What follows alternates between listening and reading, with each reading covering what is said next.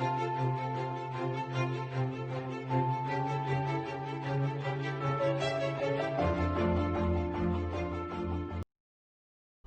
everyone, in this class we will learn about number classification. So in number classification basically I will explain about number line, the categories of numbers that constitute the number line, and also we'll talk about positive negative numbers. We'll talk about the questions which are connected with data sufficiency along with normal MCQ question from CAT and GMAT, and I will also discuss about even and odd numbers. So let us quickly start. If we talk about number line, then in number line we have in the middle of the number line we have 0, and on the right hand side we have positive numbers, and on the left hand side we have negative numbers. So if I want to just define that which all numbers category wise are required to make this to cover whole of this axis, which is called as real axis. So basically we will need all the real numbers. So if we start counting these numbers, which are 1 2 3 4 5, so these are called as natural numbers. Okay, now if I include 0 into this, then this whole thing will be whole numbers. If I include the negative natural numbers, -1, -2, negative integers, this whole thing will be integers. Now if I talk about rational numbers are in the form of p by q. If I have 4 by 2, it will become an integer, means there will be no q required here, so it will go to integer. But if I take 2 by 4, it will be a fraction.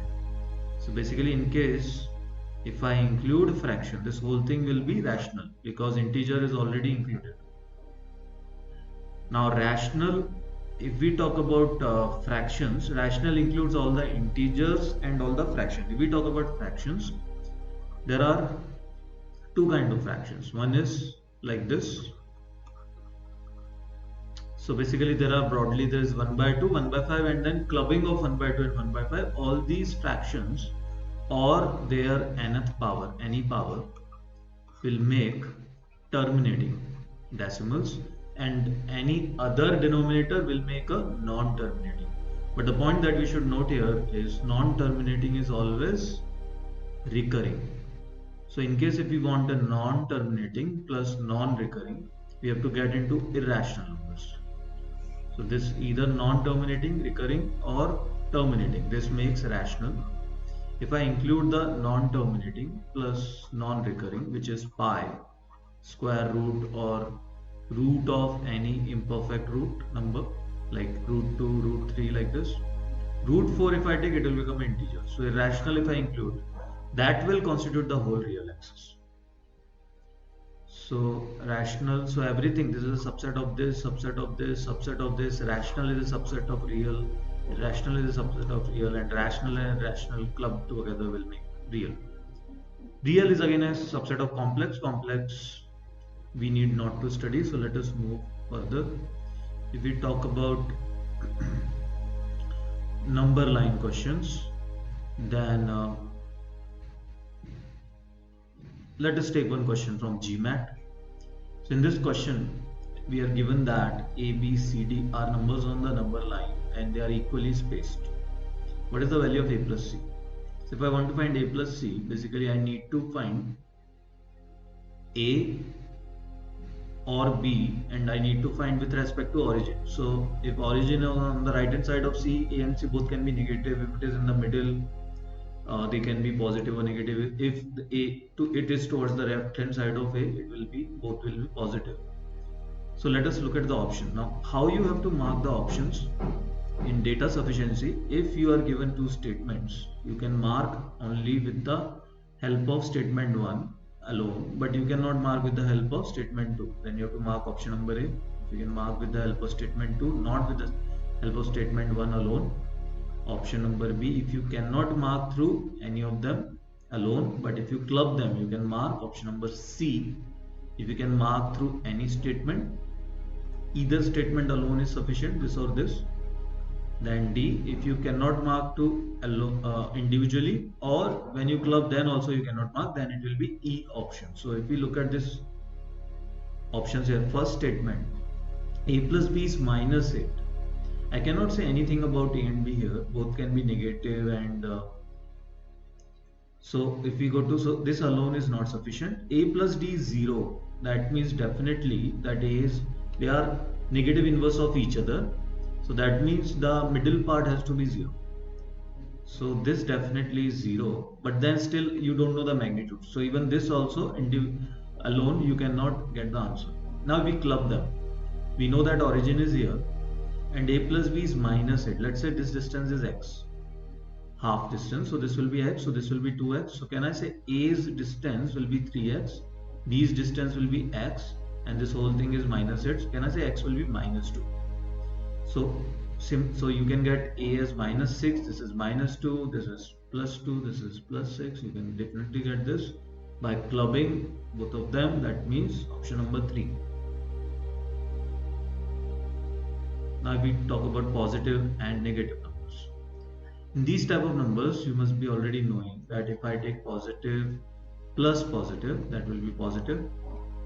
If I take positive plus negative, that depends on the magnitude, it can be positive or negative. Negative plus negative will be negative. Positive into positive will be positive. Negative into positive will be negative. So basically negative is a superior number, and negative into negative is a positive. Positive minus positive, again it depends on the magnitude. Negative minus negative depends upon the magnitude. Positive minus negative will be positive. Negative minus positive will be negative. Positive by positive will be positive. Negative by negative will be positive. Positive by negative or negative by positive, both will be negative. Keeping this in mind, let us do one question from GMAT official guide. Which of the following represent positive numbers? So negative, negative of negative, that will be positive. Now positive magnitude is higher, that means this is positive. Negative into negative has to be positive. Negative plus positive will be negative because magnitude of negative is bigger. So 1 and 2, that means D option.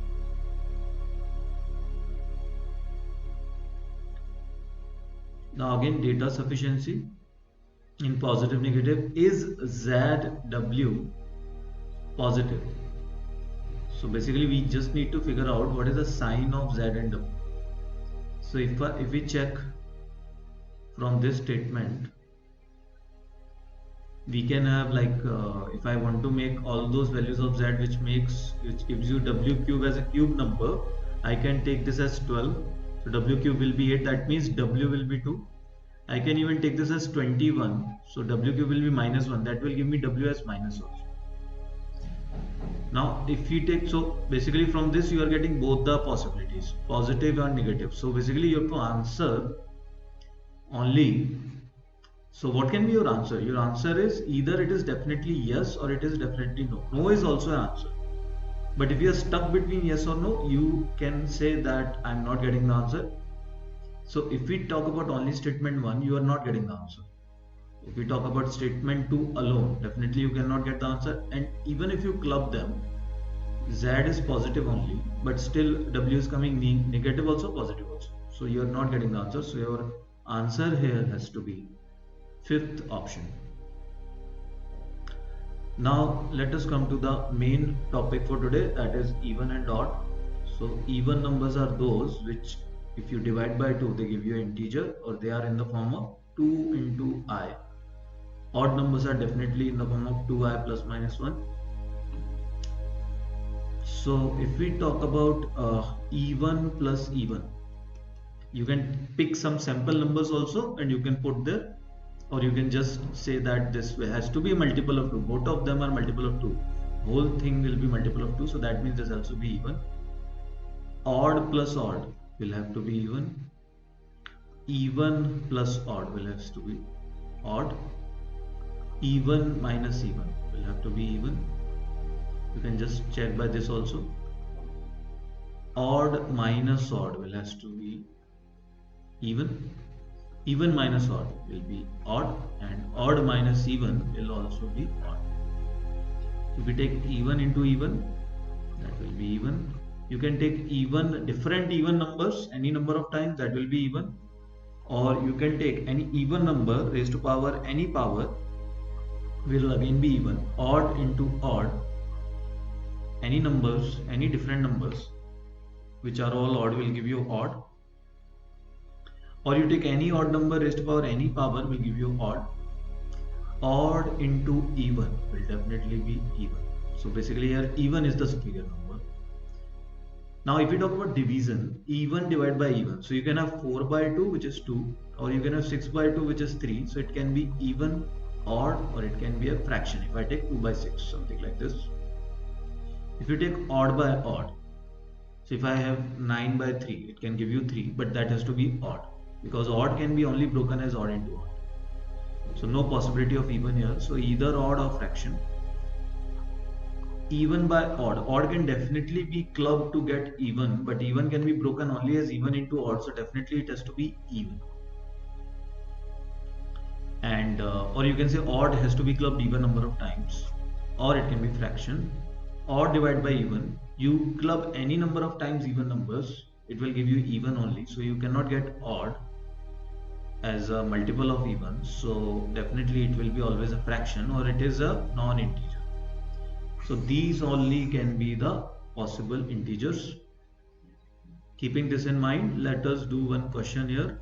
A, B, C, D are 4 integers such that A and B are even and C and D are odd. Which of the following must not be an integer? Sum or minus of any integer will be integer. So this is an integer. A by B. This has to be even by even. So it can be an integer. Must not be integer means should never be an integer.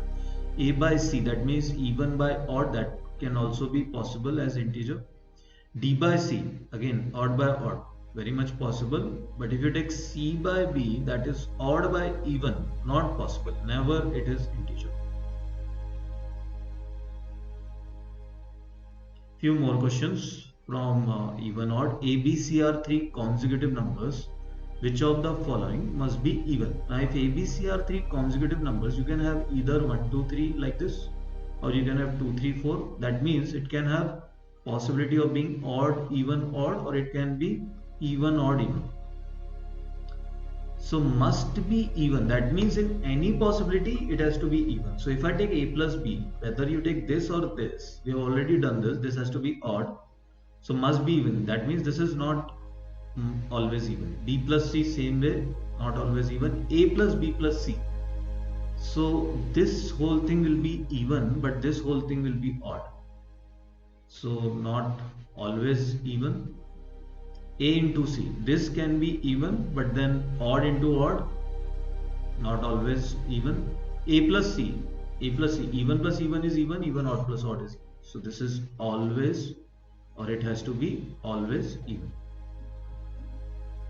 Now let us take one question from CAT 2040. Let x, y, z be distinct integers, x and y be odd positive, and z is even and positive. Which of the following statements cannot be true?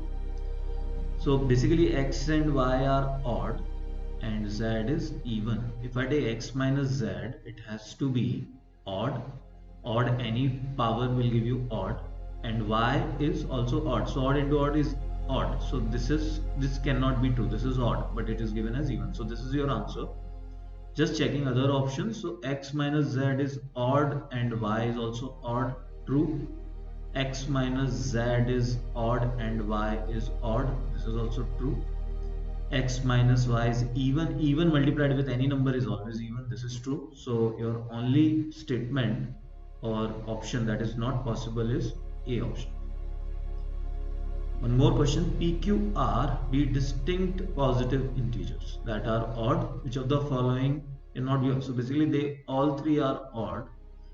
Which of the following cannot be always true? P, Q square, R cube. So basically this is odd, any number, this whole thing has to be odd. So this is always true. This is odd plus odd even. Even multiplied with anything is always even, true. Again this part has to be even. So this is true. So obviously your answer has to be this. You can just cross check. PQR are consecutive odd numbers. So I can have 135 divide by 4. 15 divided by 4, definitely remainder is 3. But if I take 3 by 5, 357, let us check this. This is 15 into 7 divided by 4. So I'll get minus 3 from here and minus 1 from here. So it will be minus 3. You have to add the number. It will be 1. So which is not true. So your answer is D option.